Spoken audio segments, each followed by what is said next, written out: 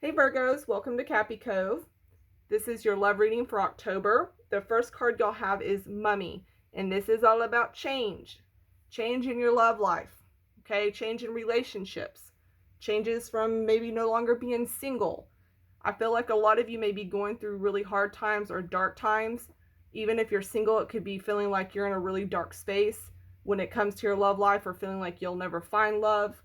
I feel like change is coming though. So if you're single, I feel like there could be potential people coming in that you meet, new love interests, or more people to start dating.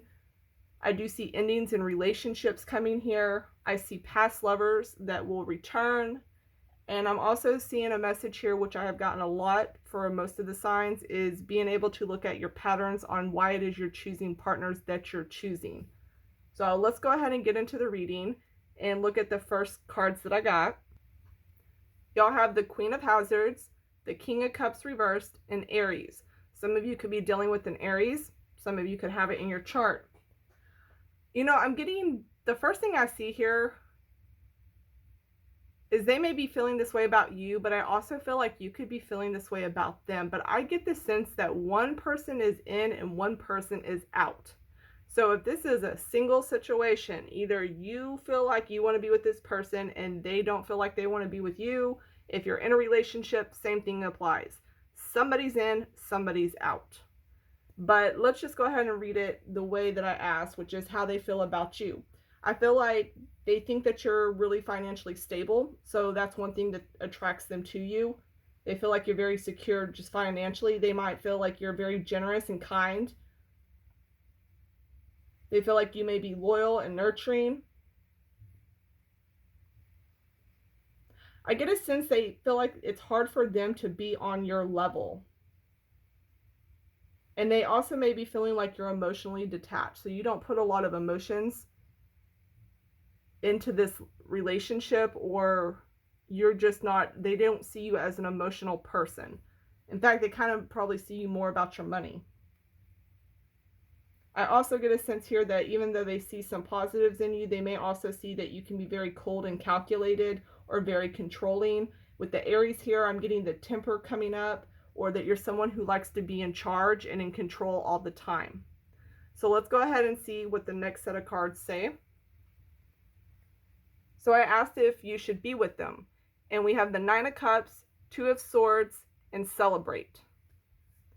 Now, for some of you, I am getting a definite, when this change comes in here, I'm getting a definite, there is going to either be marriages, there could be pregnancies coming in, there could be engagements coming up, there could be a vacation coming up, or a honeymoon type situation. So I do see for some of you Virgos, there will be a celebration of some type,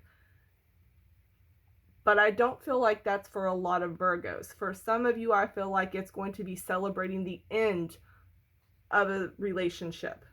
Now, that might sound weird, but I feel like for some of you, it might be something y'all want to get out of. I feel like there's a lot of you hoping this to work out. I get the sense that y'all are hoping for this to work.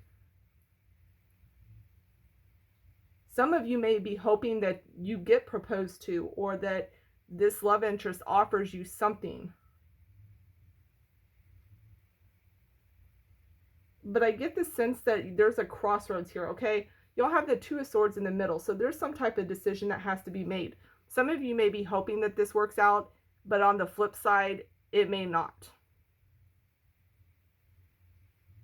It almost makes me think that y'all don't have the say-so. So it makes me feel like y'all are more the ones in this relationship and the other person isn't. But it's like y'all are really wanting this and you're really holding on to this. Like you want this to work. I get a sense here also of be careful of wishful thinking. So whether or not you should be with them, I don't feel like, it's almost like I'm not even getting the answer to that. It's like you want to be with them. So, but whether or not you should isn't really an option right now. It's kind of more in their hands. I'm getting also that somebody here may have to make a choice between two people. So there could be another someone else that's involved in this. And if it's not another person as like a cheating situation, there has to be a decision that has to be made in order to decide if you're going to stay with this person, or vice versa. General reading. But there is somebody here that could be torn between two people. So let's go ahead and see what extra messages y'all have. Okay, we have the 8 of Cups, 4 of Hazards, and Fear. Okay.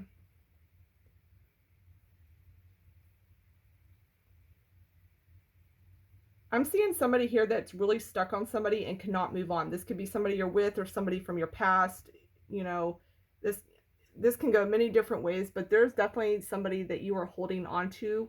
Some of you don't want to let go of this person because you fear of change. It's the fear of change that is going to get you. The fear of having to start all over again. The fear of having to meet somebody all over again. Some of you could be older and not want to have to do that. Like if you've been in a relationship for, 30 years, it's scary to think of having to start all over again. But with that 8 of Cups, somebody's walking away. Somebody's walking away. I'm also getting the fear of abandonment. Some of you, and I was saying earlier, is looking into what it is that causes you to choose the people you choose and anything from past. I'm getting that some of you have abandonment issues. So some of y'all could have had an absent parent growing up that has affected this.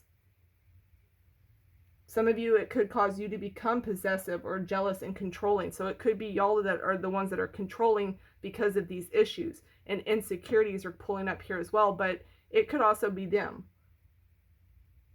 But I get this, a big fear of change is here and trying to hold on tightly, but what are you holding on to? Is it really something that's going to make you happy, or is it just because you're terrified to, leave? I do see some Virgos here that are going to walk away from a very toxic situation, okay? So if you're in a really toxic relationship, I do see you leaving from that.